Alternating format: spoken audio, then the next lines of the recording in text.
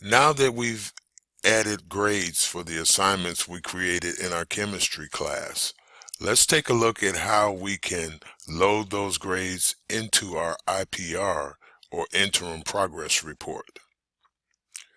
Click the drop-down arrow next to grade reporting and select Interim Progress. You will now see a roster of all the students in the class that we created the assignments for.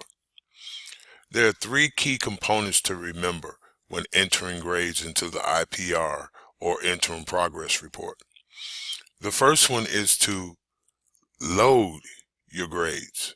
So let's go ahead and click our load icon. The next thing we want to do is look. We want to ensure that each student has received a grade for the assignment. And finally, we want to save our information by clicking on the save icon.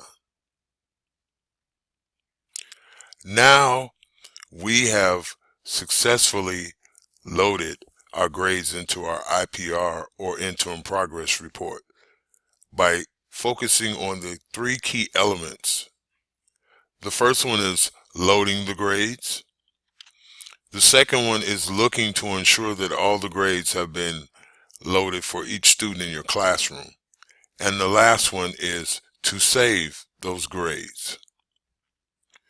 If I want to load an IPR, or Interim Progress Report, for another class, I simply need to click this change button, select the class that I would like to load the grades for, click OK, and then follow the same procedure that we just did.